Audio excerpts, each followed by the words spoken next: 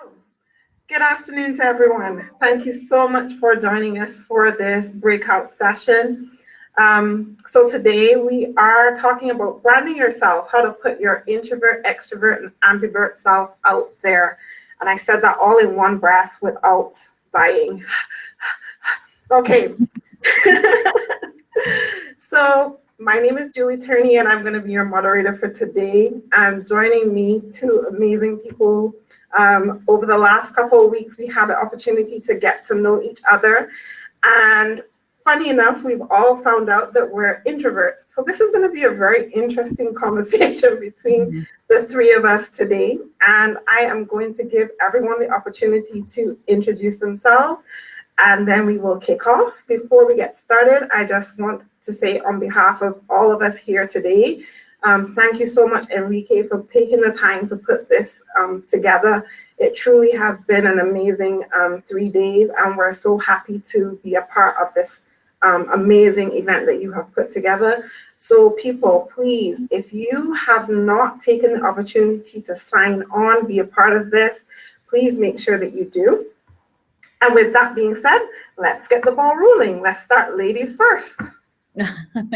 Unlike a lot of panels, I think we'd be vying for who's not going to go first. So, so true. So my name is Tracey Sponenberg. I'm currently the Chief People Officer for a company called the Granite Group, and we're a wholesaler of plumbing, heating, cooling, and water and propane supplies based in Concord, New Hampshire, but all over New England. And I'm a lifelong introvert. We'll get into that. I'm also a recovering, I talk about this a lot, Karen from HR. I'm one of those paper pushing, or was one of those kind of paper pushing, rule controlling people who really helped kind of change my career through discovering who I was and embracing my power as an introvert. So we'll get into a lot of that kind of stuff. I think we'll be telling a lot of stories today, but I'll turn it over to Erich. Okay.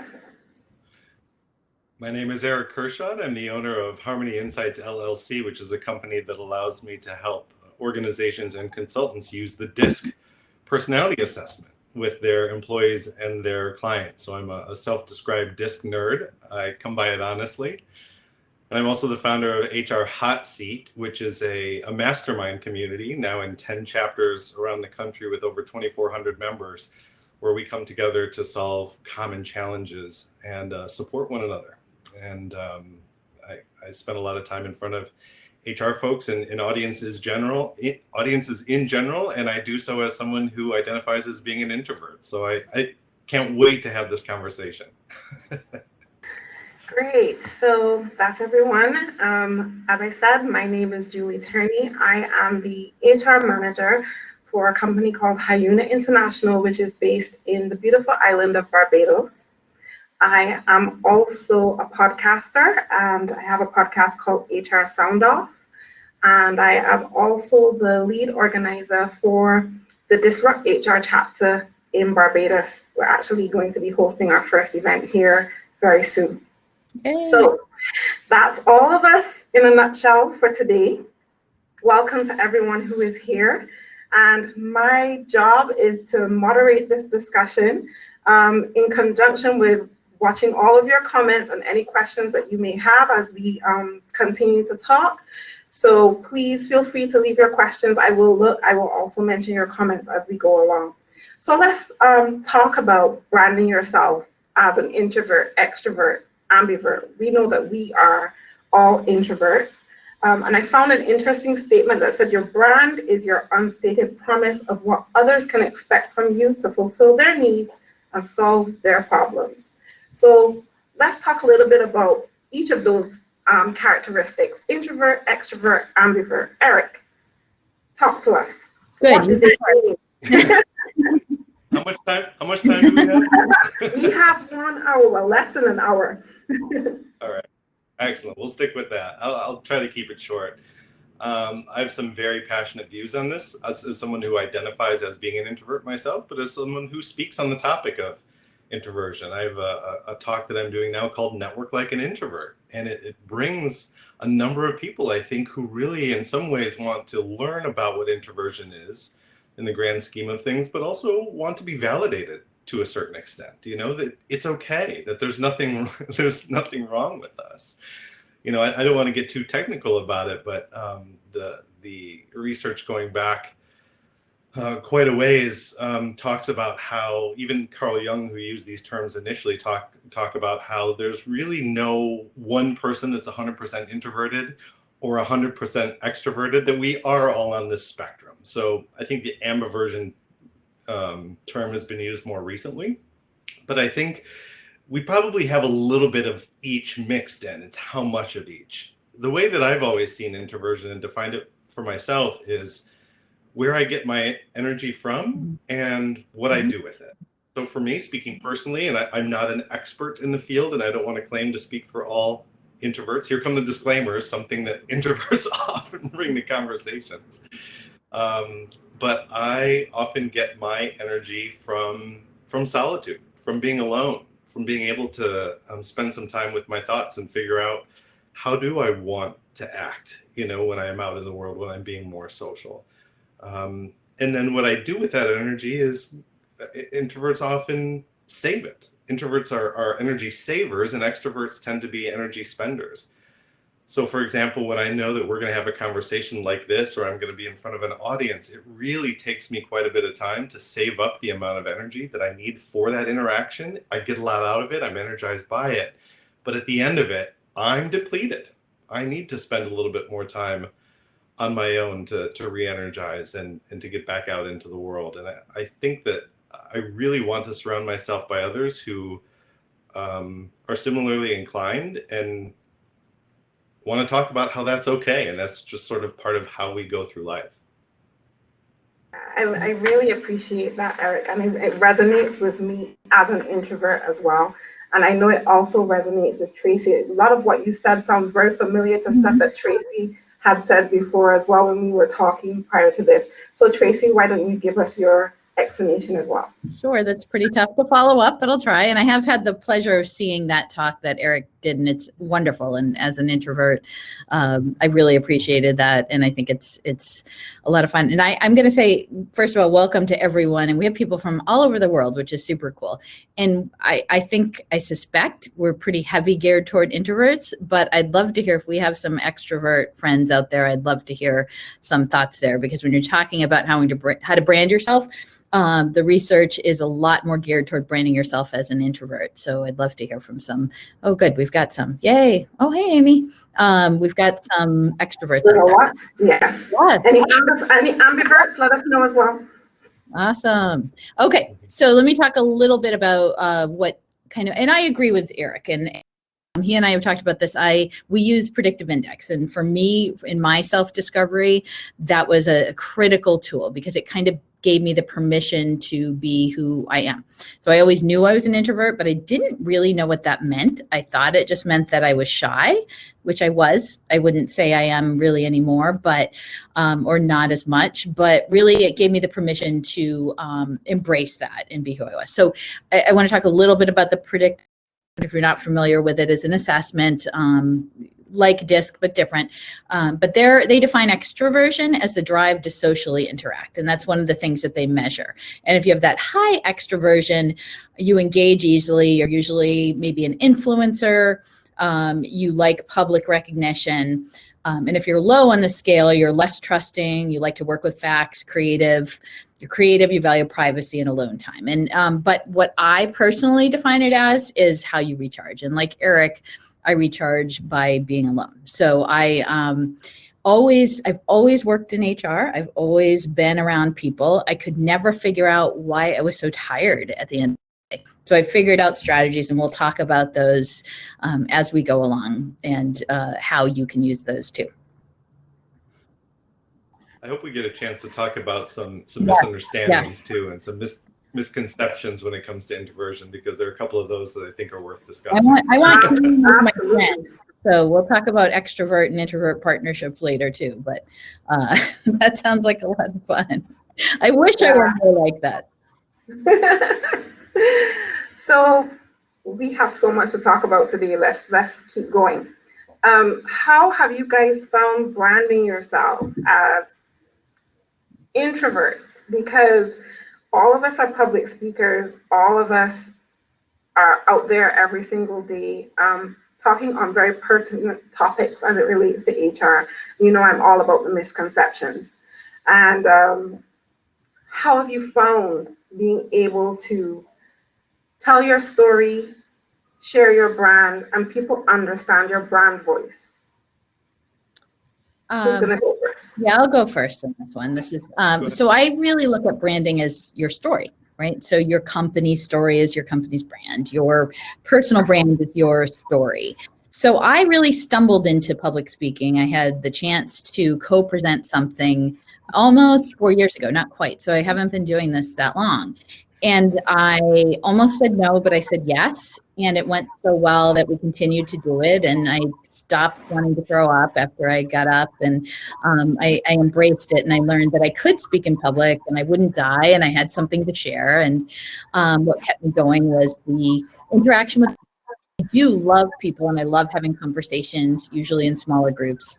But how I kind of branded myself, I hate to say I have a brand, but we all really do, was I embraced who I was and I talked about it. So you can see I turned super red. When it's my only tell, it's like my neck turns red when I'm talking. And I talk about that. So I talk about the fact that I'm an introvert. Most people don't realize that. That's a common misconception. Introverts can't public speak. So most people don't know that. So I talk about that and what that means. And I weave that into my story. And I talk about that almost every time that I speak because 30 to 50% of the population identify as introverts. So there's a lot of us out there. Oh, can't hear you, Julie. We lost you. Oh, I went on mute. So sorry. I got this thing in reverse. That's one of the things that happens to me. I get really nervous. Me too. Yeah, so that really resonates because I think that many people have that misconception that because you're an introvert, you can't public speak.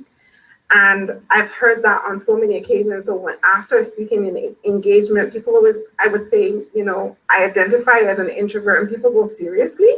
How are you an introvert? But then being able to explain that really, you know, helps people to understand that just because we're introverts, it doesn't mean that we can't speak. They see you on the stage, but they don't see you on the couch in your pajamas at 7 o'clock watching Netflix. Like That's right. Yep. Erich, what about you? First of all, I have to say there are some great questions coming. I wish we could get to all of them, so we'll have to keep it rolling. But thank you for those of you who are participating and chiming in. That's so helpful for us to see. So I was a corporate HR generalist for 16 years, and I did some of my best work in a cube by myself with a spreadsheet. And that was the HR work that I did. And one of the stories that I tell is that along the way, you know, it was some day in the office and a friend of mine or a colleague stood up at about 3 o'clock and said, if Erich was here, he would know what movie this song is from that was playing over the radio. And I stood up about 12 feet away and I said, I've been here the whole time. Right? But because I'm so quiet and do my best work tucked away in a corner, you know, that was that introversion coming through. So when my boss came to me and said, Erich, you know the most, you know, here on this particular topic, it happened to be progressive coaching and then eventually DISC. She said, I would love for you to train on these things, to stand up in a room, you know, full of 60 or 70 people that we've brought together to learn from you. And I nearly crawled under my desk and wept for days because that's not something that naturally appealed to me. I knew I had an expertise to share, but the last thing that I wanted to do was get in front of an audience, get in front of a group to share. I think we all had that experience, right? Absolutely. Right. Absolutely. Luckily, I recognized that it was beneficial enough for me as an individual, for my career, that I decided, I made a conscious effort to adapt and say, this isn't my comfort zone, but I'm going to learn something about myself and what I'm capable of that's going to be so entirely valuable to me going forward. Fast forward to what I do now. It is the bulk of my work is getting in front of audiences and public speaking and facilitating conversations and workshops. Had I not taken that leap beyond my comfort zone, I don't know that I would have I certainly would be in a position today to do the work that I am most fulfilled by. Yeah. Everything good in life happens just outside your comfort zone. I don't know who did that quote, but that is a quote. And It's I definitely true. Disrupt talk on that, my first Disrupt talk, which was terrifying, but was about that because I literally was that person hiding under the desk for years. I never spoke in class, and then just made a conscious decision once I had the opportunity to get out of my comfort zone. And so many incredible things have come my way from stopping me being so afraid. And what can happen? You have to open yourself up to criticism, right? And that's very hard for introverts. You have to open yourself up to that feedback that isn't always great. Yes. The constructive feedback on We have this internal monologue. Sorry, we sort of have this internal monologue as well that says, whether it's something that we've internalized or society is reinforcing for us, I think, and now here's a bit of my soapbox, that there is something wrong with us, that I'm broken in some way, that I'm shy. Shy is not synonymous with introversion. There are some introverts who are shy, and there are some extroverts that are shy. But if that becomes a part of my mentality and my internal monologue, I'm going to keep myself from being out there. I'm going to stop for a moment. Is anybody else hearing the feedback, the sound? Yep. I'm getting sound coming through. So what I'm like going to mute. Okay. I think that helped. Sorry, Julie. Yep. I just didn't know if anybody else was hearing it. But that if you then are running with that internal monologue that I am shy, and because of that, that means that I cannot do X, Y, and Z, rather than I am an introvert. I'm somebody who prefers time on my own to think, etc. And because of that, I am going to excel in these ways, that I'm going to bring these things to a relationship or to a conversation or to a project or to an organization that somebody else might not. Or to flip it on its head, I am an extrovert. I prefer the company of others, and I do well in the spotlight, and I enjoy the energy of a room. I'm going to use those things to my advantage. When we start thinking about these things as strengths instead of as hindrances in some way or shortcomings, I think we put ourselves in a position to thrive personally and professionally in ways that we never have previously. Very true. Thank you for that, Erich. Just looking at some of the comments, Regina really resonates with you, Tracie. She said that she too breaks out in a red rash. You're not alone with the red rash. Marcy. I presented at Turney this year, and so did Erich. And I literally woke up with a head to toe rash. I had an allergic reaction. So I literally was head to toe with a rash that I couldn't explain away, just my neck rash. But yes, it's awful, but I got through it with a little bit of a lot of steroids and some couple of doctor's visits in Las Vegas, which was fun. Marcy's asking, how do you shine in a room full of extroverts? I think, Erich, you touched a little bit on that. I love that. So one of the things that I talk on is the spotlight, and introverts are particularly well. You ask about how you can be in the spotlight. I would even say introverts are particularly good at putting the spotlight on others, and in so doing, you endear yourselves to them. Because you're giving them a moment in the sun. So a couple of different ways to look at it. I encourage people to actually shine the spotlight on others, and by so doing, you become somebody who is memorable. But if you want to be in that spotlight yourself, you see that as beneficial to you. I keep coming back to, how much energy have you saved up for this event or this conversation? If you show up and you have been running yourself ragged, it doesn't matter how badly you want the spotlight and you want to be valuable in it. I think it's less likely to be comfortable for you. But if you have spent time in the days and the hours leading up to a conversation or an event, and you have a sense of what you are uniquely adding to that conversation, what expertise you bring, how you can be valuable to other people, how what you have to share is going to allow them to walk away and do their best work or feel the best about themselves and who they are. Keeping that perspective that anything that you're sharing, any time that you do spend in the spotlight, is benefiting other people. So it's not shining on you necessarily for the sake of shining on you and causing you to sweat and break out into a rash, but rather it's shining on you to give you the opportunity to benefit others. I think that simple change in perspective allows you to, take a deep breath and understand that you're serving a very valuable purpose by having something to say. Introverts are good at relationship building, usually one-on-one, we're best at. And that's exactly why I speak and do what I do. And I saw a lot of talk on the side going on about speaking and acting. And that's the most common recommended way for introverts to do public speaking. I can't act. I wish I could. That was my dream as a kid. A lot of actors are introverted, but I am incapable of being anything but authentic. So the way I get through it is I look at the audience as one person and not 500 or 300 or whatever it is. I look at the audience as one, as a single entity. So it's more like me having a conversation with a person instead of being overwhelmed by that group of people. So I didn't want to lose that. I know we've had a lot of great comments in chat. I'd love to add one thing if I could. I think that one of the misconceptions that's related to what we're talking about is that extroverts only get energy from being around other people and introverts don't. And actually recently in an Adam Grant podcast on work life, I think is his podcast, Susan Cain, who wrote the book Quiet, a book that everybody should have if you want to learn about. I don't benefit in any way by sharing that. She talked about how everybody draws energy from interaction with others. She says, I just don't think there's enough thought to how much energy and what kind of interaction. Introverts will say, if I sit down with the two of you or just with one of you, I will get so much out of that conversation. I'll get so much energy and I'll be so inspired. I may be somewhat depleted by it as well, but it's not like I want to go sit in a closet all day away from society. I really do, as an introvert, I do want to connect with other people. And extroverts do it well. It's how many people, for how long, what type of conversation are we having? For anyone who's interested, I actually set up a bit.ly link to get to that podcast that I'm referring to between Adam Grant and Susan Cain.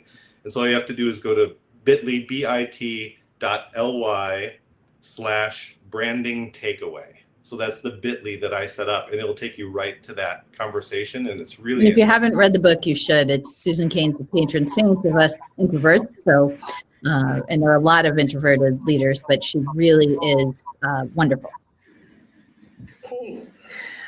So we have some comments from our ambiverts who are talking about being able to adapt depending on the situation and the environment. So Amy says that she also needs some alone time to recharge her batteries. And that's where the balance comes, where ambiverts are concerned, because they can do a bit of both and they just kind of flex wherever it is necessary. They can be extroverted and they can be introverted when they need to be. So thank you for your comment, Amy. So Dashna is asking, how do you respond when people comment, you are so quiet at social events? Quiet is a part of our brand too. Mm-hmm. Thank you. So I equate being quiet with thoughtful. I'm much less quiet than I was, but I don't look at that negative. So that doesn't happen to me, and it doesn't happen to me quite as much, but I think you turn it around and say, thank you. That's not a bad thing. Yeah. Quiet can imply that there's nothing going on up here, right? That you're just sort of sitting at the edge of an event. Mm-hmm. You're not having much to say, and so you're not engaged. And I would challenge people to see introverts as very engaged. We have such an active inner world and inner environment, and so I may be sitting through a meeting, I may be at an event, and I may be very quiet, but I am thinking, I'm analyzing, I'm listening actively, I'm planning my response, I'm planning thoughtful follow-up questions. There's so much going on, but of course on the surface, you're not going to see that, right? So you're going to mistake me as somebody who's simply quiet, maybe disengaged, and maybe even uninterested. And I'll push back and say it's honestly the opposite of all of those things. It's just not going to be obvious to you. And I think I just wanted to pause. I wrote down some of the traits of both introverts and extroverts, and ambiverts kind of fall in between. But introvert qualities: focused, self-sufficient, observant, committed, trustworthy, good listeners. That is one of the reasons, and I'm sure we'll get into it, why introverts can make excellent HR professionals.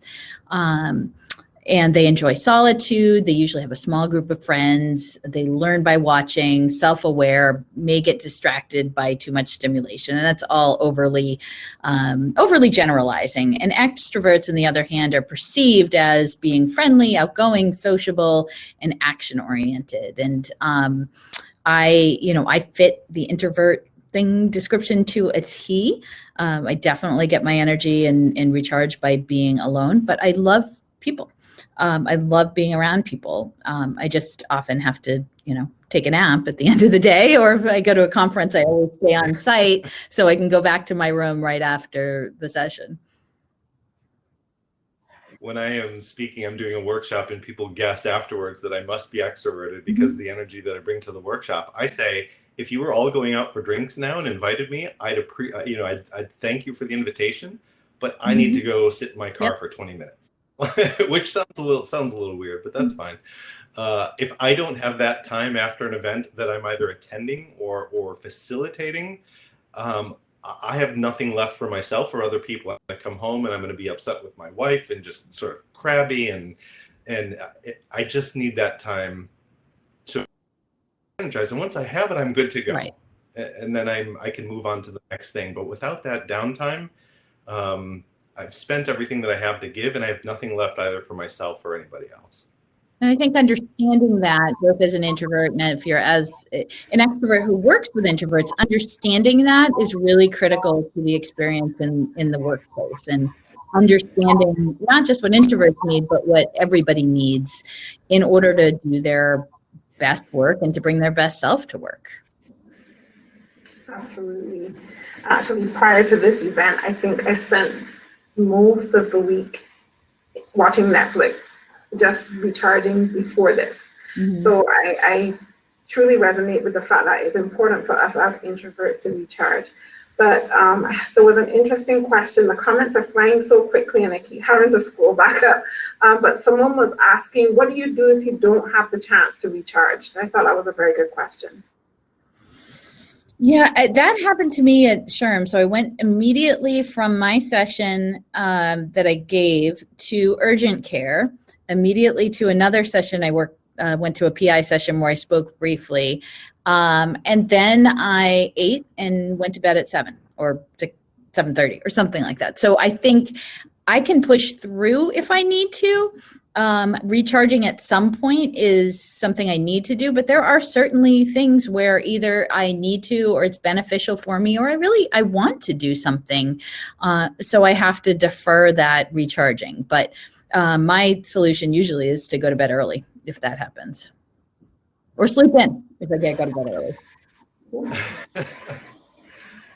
I've been attempted to be very intentional about making accommodations for myself, we'll say, in the moment in a couple of different ways. So I may be at an event for a few hours, and I feel like I'm not really going to have much of a chance over the course of this few hours to get some time to myself, to feel fully recharged.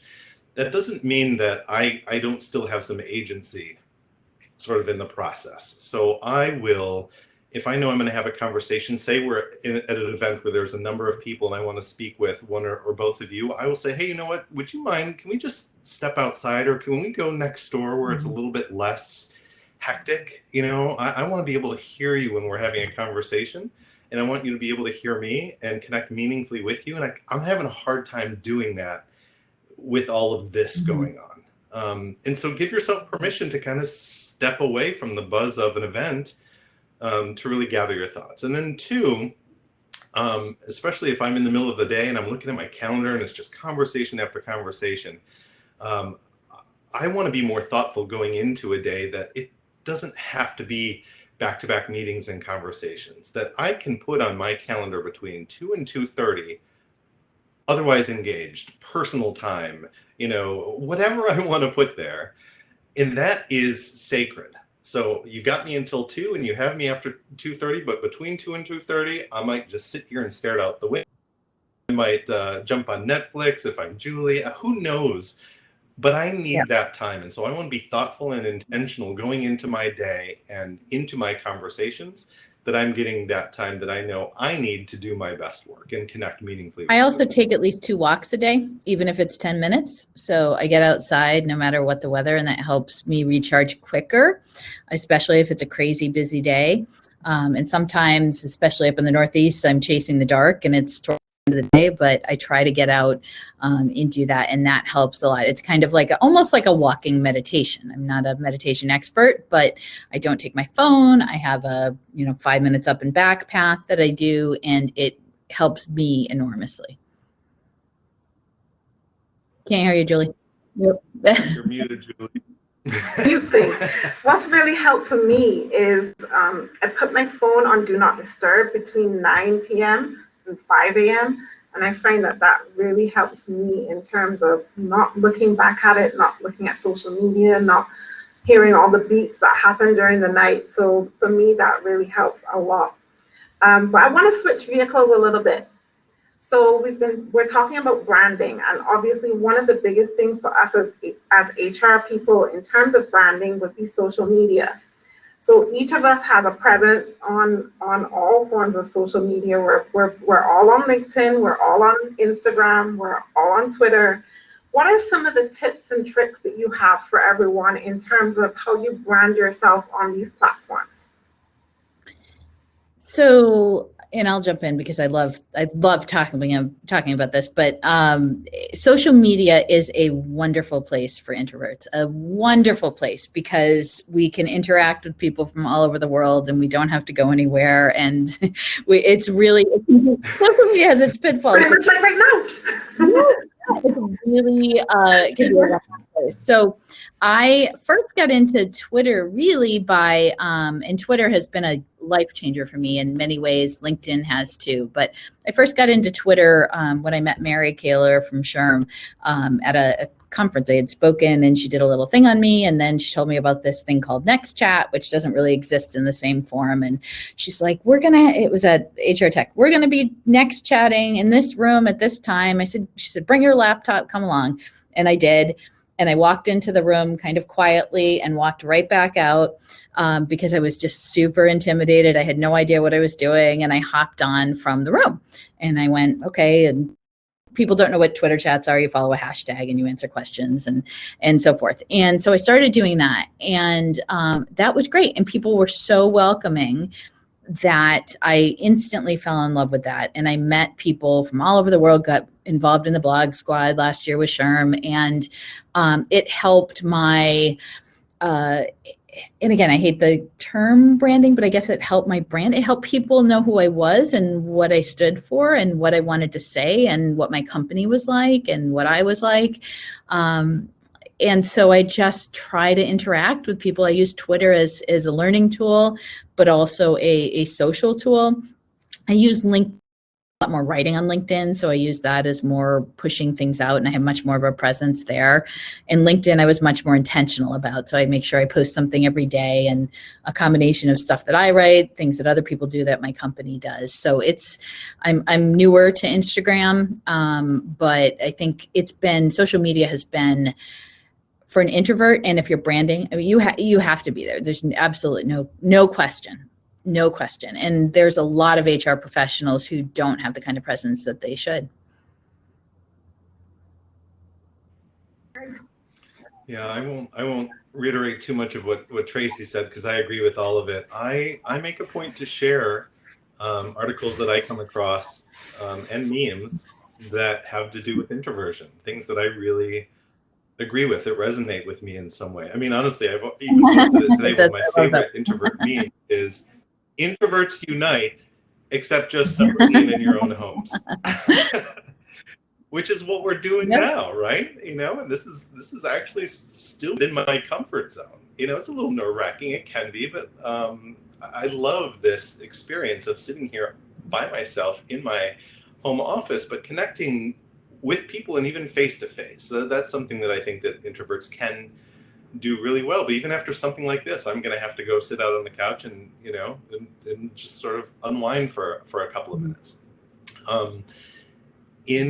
So I'm sharing articles that are resonating with me, but I'm also being very genuine about who I am and what I need. So I'm not keeping it to myself and expecting you to guess, at where I get my energy or what I'm going to do with it. I'm going to tell you. So in one of my, workshops, I'm going to get up and I'm going to say, hey, I'm talking about network like an introvert, hashtag network like an introvert, the session that I do. I'm not as an expert, but as somebody who, just the other day, rather than riding up, in an elevator with somebody that lives in my building, I hid around the corner at the end of a long day, so I didn't have to make small talk with someone that I didn't know well. And that was probably at the end of a long day of facilitating conversations and talking about networking, but I had reached my limit. So I'll be very upfront and honest about that, and put in my bio, whenever my bio is read, it includes proud introvert, so that people know that that's who I am. And if you want to talk about it, you want to ask me about it, I want to engage with you, and I want you to understand where I'm coming from and what I need from you, so that, we can make this work somehow. If we're working together, or if we're just sitting down for coffee. That elevator thing, I was so disappointed. Did you hear that button to close the elevator doesn't actually do anything? So, that door thing, it doesn't actually do anything. So have you ever been in an elevator where somebody's coming down and you just kind of want to be alone? And yeah, I can definitely relate to that. Yeah. You made a very interesting point, Tracie. You talked about HR professionals underutilizing, especially LinkedIn.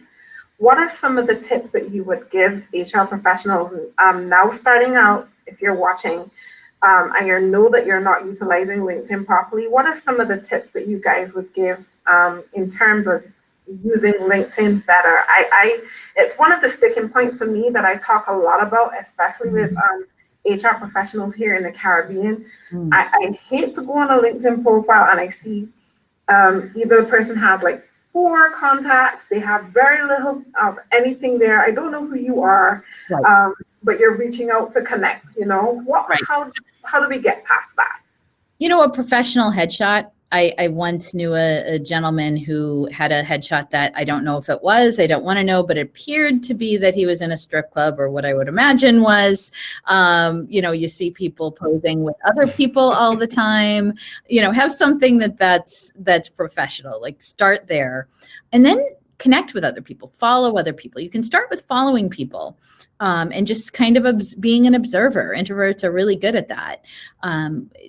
Reach out to people, ask questions. And then if you're not comfortable sharing your own stuff, share other people's stuff, share an article. I know Erich does a great job at that.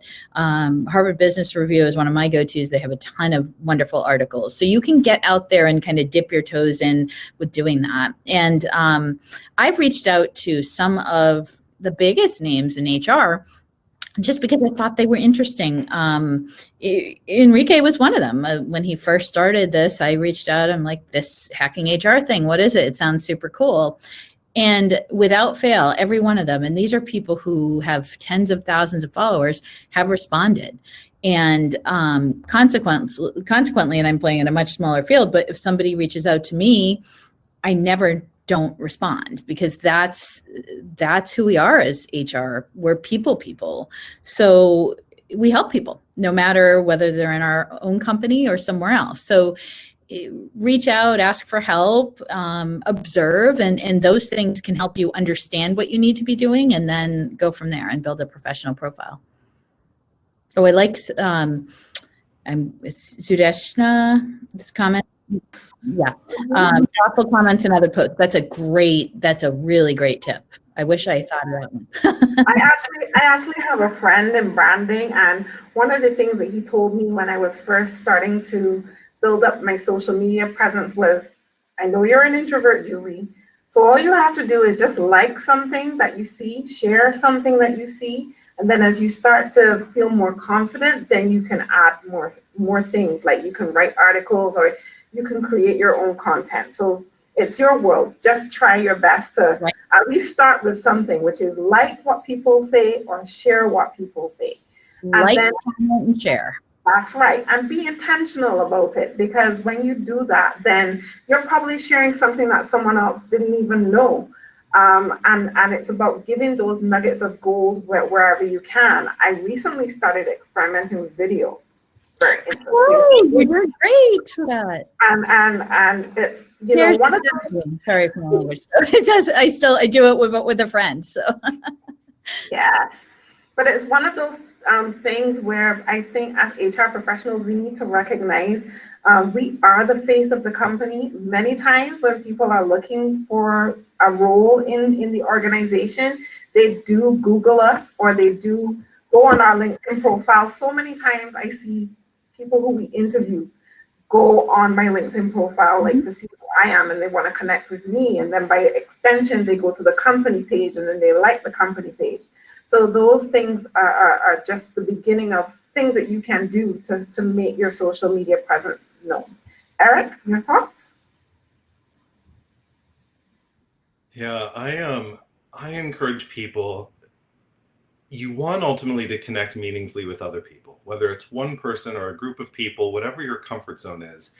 I think relationships, true, long-lasting, long-term relationships start with meaningful connection. And some people say, well, I can't do that online. I have to be face-to-face. And I would argue that some of the best connecting does happen face-to-face, but you can certainly connect meaningfully online as well. And so 2 ways to do that, just off the top of my head. Number 1, show up to be of service. Don't show up to have your needs met. I think it's the universal law of reciprocity that says if you help enough other people get what they need, you will get what you need. And people, you will be so much more attractive to people in general if you appear almost singularly focused on helping them get their needs met. What are your, what are your headaches? What challenges are you facing, and how can I help you? As an introvert, that helps me keep the spotlight off of me and put it on somewhere else where I might be more comfortable and I can be of service to them. If you show up to LinkedIn wanting to be of service to others, that's a great start. Number 2, society has told us that connecting is sitting in front of a computer screen or your phone and hitting a button that says connect. That I've hit the connect button, so we have a connection and we are now connected. Life, unfortunately, doesn't work like that. It quantifies, it builds up the number of people that you have sort of loose transactional affiliations with. But a true connection starts with letting your desired contacts know who you are and in what context you want to have a relationship going forward. I can't tell you how many people, the vast majority of the people who request a connection with me, do not personalize it in any way. They just connect. I know they're sitting in front of their phone or in front of a computer and hitting the connect button, and they think that's sufficient. I would challenge people to look beyond that and think, for every connection that you request, what context are you providing? So most of them come in without a context, and I still accept it if I see, especially when they're in an HR space, and I say, thank you for the connection. What is your motivation? What is your motivation for connecting? And the majority of those people don't respond. It's like calling up somebody on the phone and they say, hey, how can I help you? And you don't say a thing. You're motivated enough to get them on the phone or to make the connection. There has to be some value that you're looking to either get or add in the relationship. Provide that context right off the bat. There's no better way to begin a meaningful connection than providing that context. And if you're somebody who has yet to learn that you can personalize invitations on the phone, you can. You have to hit a button. It's like 3 dots, and it allows you to personalize the invite. I would challenge you to never make a connection request on LinkedIn that you are not also personalizing. That's a very good tip as well, Erich. And I've also found useful using the video section in the connection. So when you connect with someone, then sending them a video, I find that that's really personalized, and it makes you feel good that you've actually got this personal video from someone who's taken the time to, appreciate your connection with them. And connections really are supposed to be that meaningful and purposeful. And don't just make the connection and leave it there, but make the connection and then, give. I like Sudeshna's comment. She's saying LinkedIn is fabulous. The secret to networking is being ready to give first, give the other person a reason to connect with you. And that resonates give, and give some more, because in branding, people want someone who they know, like, and trust. In order for that to happen, you're building a relationship. So that connection is really, really important. So yeah, look at those functions. There are lots of amazing functions in LinkedIn. And from time to time, there's a guy, I cannot remember his name right now, but occasionally he puts up different features that are available in LinkedIn for you to be able to utilize as members of LinkedIn. So definitely pay attention to those, but personalized videos are super useful. Anyone have anything to add? I want to touch on the imposter syndrome. I know we're closing in. Yes, we're getting there. That time flew. I know, it's hard to believe, but I think that's super important, and that comes up a lot. I saw that, I was watching this, that comes up a lot with introverts, and that's something that I struggled with terribly. I think my first real HR director job, I couldn't believe that they hired me, and that continued for years and years and years. So I think that is something that's a lot of people struggle with, but that's something that introverts struggle with in particular. There's a question from Jen. Do any of you find that you have been hesitant to put your work out there into the world because of the immediate judgment? Mm-hmm. And that's where the imposter syndrome came from. Yes. It took me how do you get over that? Yeah, it took me a long time. And I think with confidence and just being older, so just getting older and more mature in my career helped a lot. And then trying to care less about what other people thought. And there's no easy way from here to there. But what really got me through it was not what people would think about me, but was how that might help people. So I think the first time I did it, I had a great response, and I had people reach out, thank you, I feel this way, or I try to write things that are personal. And that's what I look at it, not as I might want to do it, but I kind of have the ability to do it now. And that if I have something to share at this point in my life and this point in my career, I'm really passionate about giving back. And if my experience can help someone who's going through the same thing that I went through, it's irresponsible of me to share, not to share. I'm not saying it's irresponsible of other people just not to share, but I think that's what helped me get over that, well, people will judge me, was that, well, what if maybe people will, I help somebody? Yeah. I've had like 10 thoughts and they've all like bounced around so long that I don't know what's actually going to stick, but a couple of thoughts. Number one, I had to learn that people want to support me. They want to be supportive. And I actually had to take an introductory level class to really reinforce this for myself, that by and large, people do want to be supportive of you and what you put out into the world. So having faith in other people and them wanting what's best for you, I think is helpful. Number two, I heard it said along the way that if you aren't embarrassed by the first thing that you put out, if you look back and you aren't embarrassed by the first thing you put out, you waited too long to put it out there, right? And so especially as introverts, those of us who are naturally analytical, we're in our heads, and is this perfect yet? Because we're chasing maybe this sense of perfection that doesn't exist. And we iterate and iterate and we think and we analyze, and then it never gets out into the world to be valuable in a way that Tracie was talking about earlier. That doesn't mean that you are intentionally going to put something else out there that's going to embarrass you.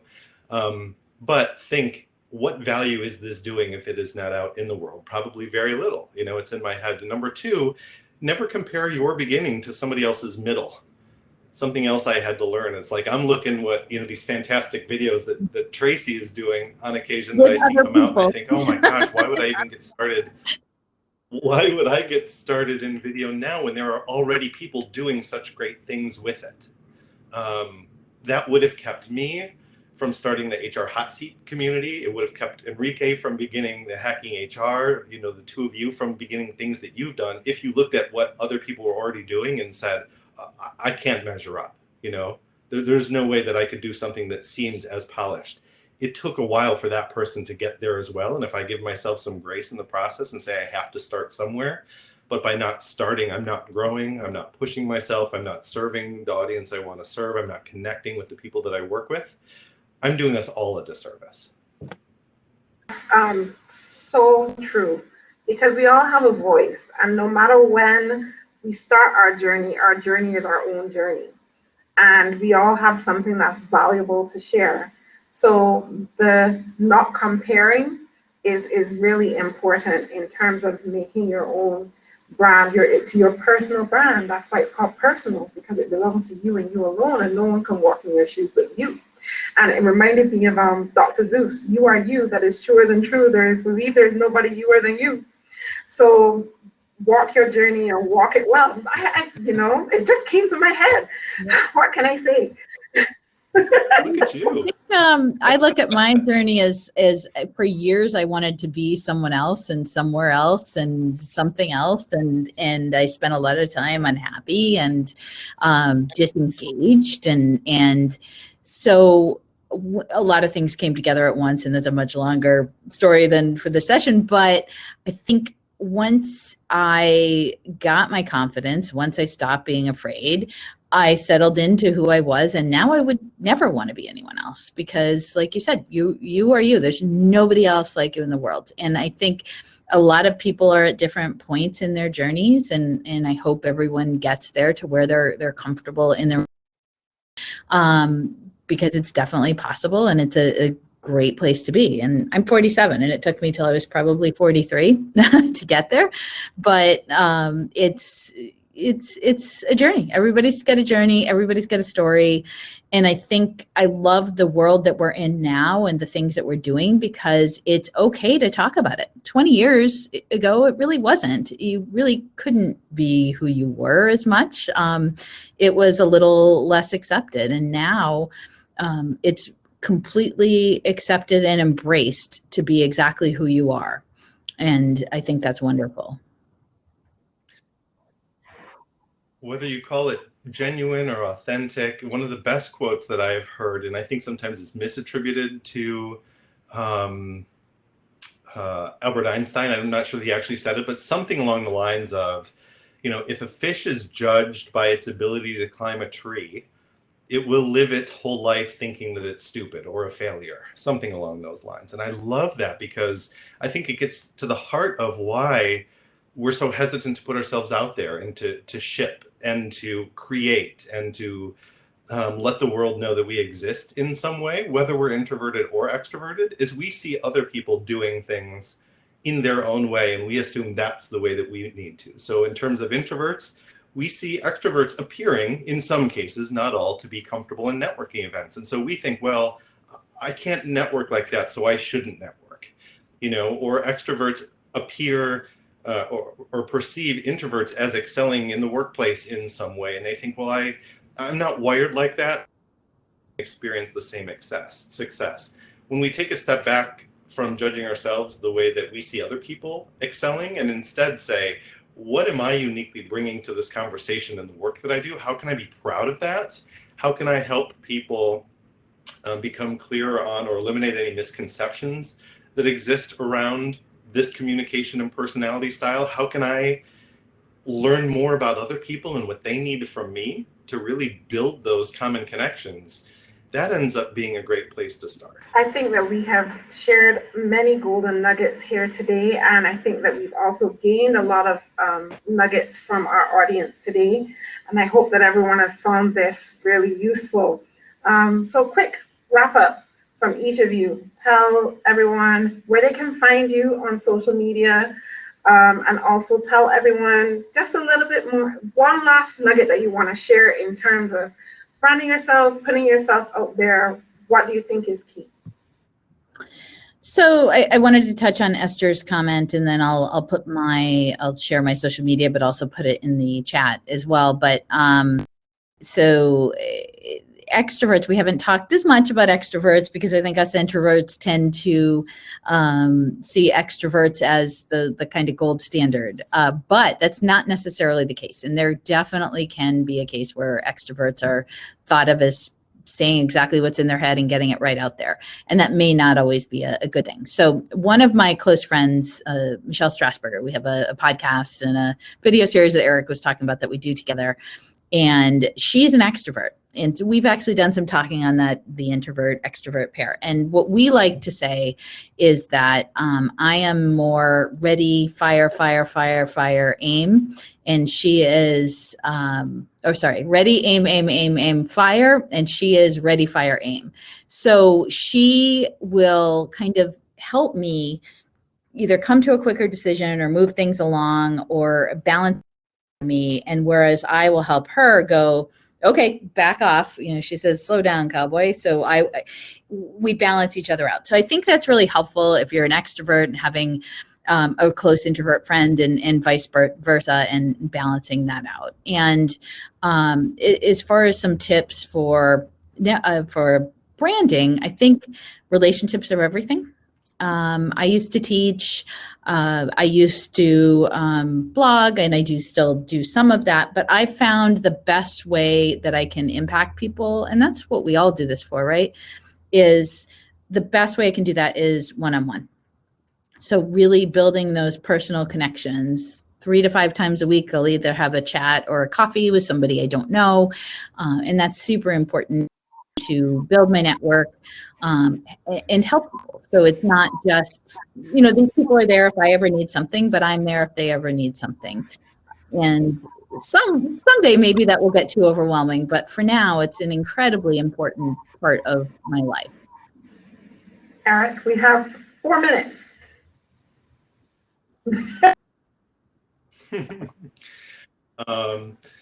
You know, there's a lot. I think you are who you are. To go back to, you know, we all have potential for growth and all this capacity, you know, but it's said that a tiger never changes its stripes. And so if you're introverted, you know, be introverted. If you're extroverted, be extroverted. If you're somewhere in between, like most of us are, you know, own that. It's in our physiology. You know, there's literature out there that introverts are more easily stimulated. And so we then try to back away from that stimulation in different ways. And extroverts physiologically are less easily stimulated. So they crave it, they look for it, right? So if it's in our physiology, it's how we're wired. I think we need to embrace that wiring, embrace our preferences and our tendencies. Be vocal or genuine or authentic about who we are and what we need, but also, especially when it comes to the workplace, care enough to find out what other people need. Don't make the assumption that people are wired the same way that you are, that if I need a few minutes to recharge after an event, not everybody else is like that. You know, if I need some time prior to a meeting to gather my thoughts, other people are going to come in ready to go and ready to share and all fired up. I don't want to make assumptions about who you are or how you do your best work. We are going to connect most meaningfully if I ask you, what do you need from me? What's your preferred communication style, and how can we connect most effectively going forward to do our best work together as individuals, but also as a team? Thank you very much, Erich. So we have just a few minutes left. You guys have been really awesome. Thank you so much for all of your questions, your comments. We really have appreciated your interactions. There was one thing I just wanted to add in terms of Tracy's comment with regards to LinkedIn and your pictures. There's a website called Photophila that you can actually go on, put your picture on it, and you can actually test to see what the audience thinks of your picture. So before you actually post it on LinkedIn or any other form of social media, I will leave the link there on the comments so that you can see it. Be yourself. Hey, Alyssa, you made it. So. Break the boundaries. I'm seeing some of the names come through. Share. Like, we'll leave our information for you on the comments as well. But thank you so much, Enrique, once again for having us. We look forward to Hacking HR once again next year. We know you're busy at it in the background, but this has been truly amazing experience for all of us, us 3 introverts. Sitting in a quiet space doing our thing, and now we are going to regroup once again and recharge. So don't look for us anytime soon, guys. Thank you, and reach out if we can help. So we're happy to continue the conversation. Yeah. I'm going for